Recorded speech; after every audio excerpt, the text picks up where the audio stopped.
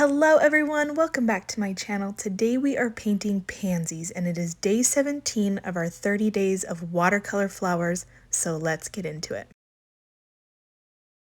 Pansies are so fun to paint. They have a very simple shape. So think of the bottom of the pansy as an upside down heart. And this doesn't have to be perfect because if you look at reference pictures of pansies, they have lots of different shapes. And then we're going to go to the top of the pansy and create these two little kind of half circles just right above. And then we're going to paint a little funky triangle where the point comes down between those two petals and then the ends fan out over the top of them. Now for the blending part on pansies. And when we are picking up this new pigment, it needs to be a darker pigment, usually within the same color family. You don't want to start putting blues into yellows. And it needs to be a pretty dry brush.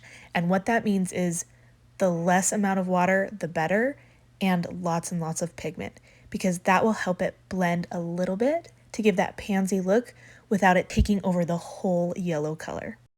So we're going to create another pansy again with that upside down heart, but the heart doesn't really have a point because we want to leave some open white space for when we paint the center of the pansy.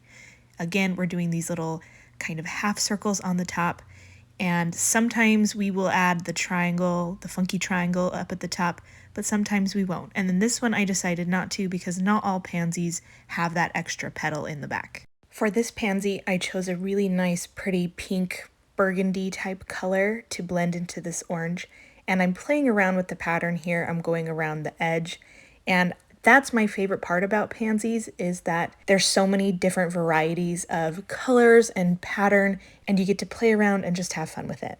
So a key to painting these pansies in this loose style while making it still look realistic is maintaining that white space. So between the petals, you're not going to want them to touch too much. You're going to want that sliver of white space between them. In the center where we're going to paint the bright yellow center, you're going to keep it open and free of paint, so that we can not only paint the center, but have that white space for the contrasting layers. So this pansy up at the top, I painted in a lighter wash, and I had maybe too much water on my brush when I painted this color, which is fine, but it's not ready to do that blending technique yet. It's too watery. So no matter how dry my brush is when I go to put the pigment in, if the pansy is too watery, too wet, it just won't blend the right way. So I'm going on and painting another pansy while I wait for that to dry and settle a little bit, and then I'll go in and add that bleeding color. So the way that I'm painting this group of pansies is very similar to how I painted the forget-me-nots, where I'm painting a bunch of forward-facing, obvious-looking pansies. Separately, they're kind of spread out, and then I'm going to go in and paint the pansies that are underneath. So we're going to see a petal here, a petal there, a center. We're going to do that bleeding technique. We're going to do the stripes at the end, but we're going to only see half of a pansy or a top of a petal, things like that. So I'll speed it up here for a little bit, but pretty much the technique is exactly the same. We're going through making those heart shapes, those top petals, and blending in new fun colors.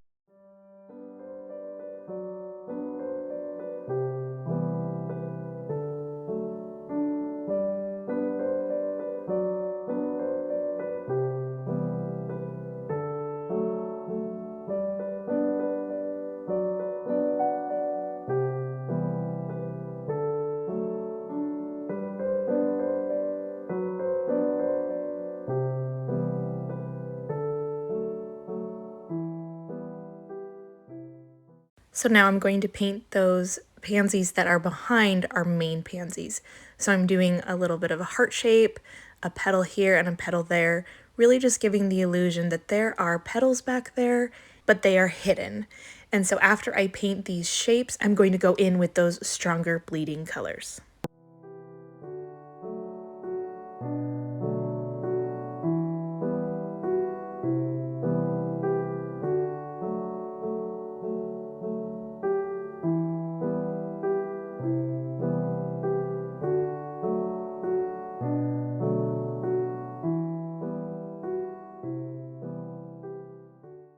And now I'm going in with the greenery. So I'm keeping this really loose and organic and just really trying to fill the white space with the greenery, leaving white space though as well to leave the impression of stems and different leaves and things going on behind these pansies. I kept the leaves really loose and natural feeling. Also in all of my reference pictures, pansy leaves are right up next to the flower, kind of framing it. And so I did a lot of greenery right there next to the leaves, not worrying too much about only keeping them down at the bottom of the stems.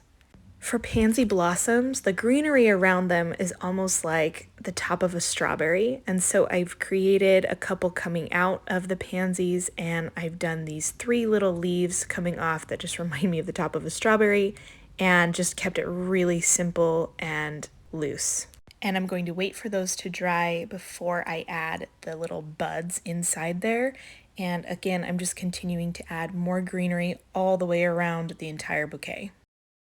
And now another very significant part of pansies are their really defined stripes.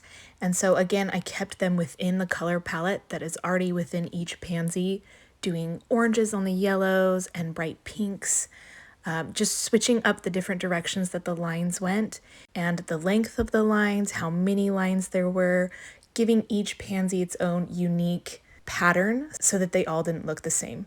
And again, this is a little repetitive, so I'm going to speed through it just a bit.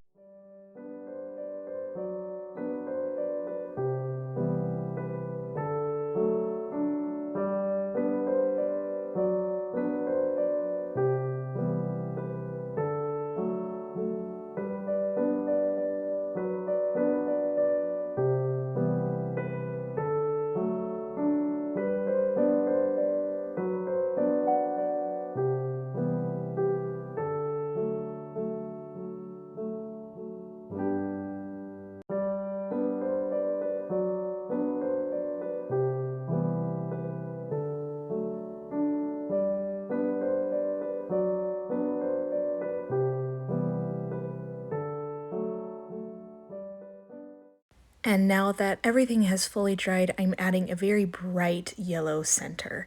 And you want to make sure that everything around it has dried before you add the bright yellow center, or the colors are just going to bleed right into it and you're going to lose that brightness that you really need for the center of the flower. Around some of these yellow flowers that I'm adding a yellow center to, I'm also painting a dark little black circle to give definition to those centers.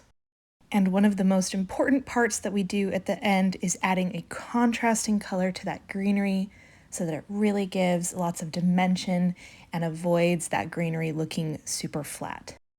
I'm using a more bluish green color, but you can use any pigment that's just a little bit darker than the greenery color that you already have, and adding it to a few areas to suggest shadowing.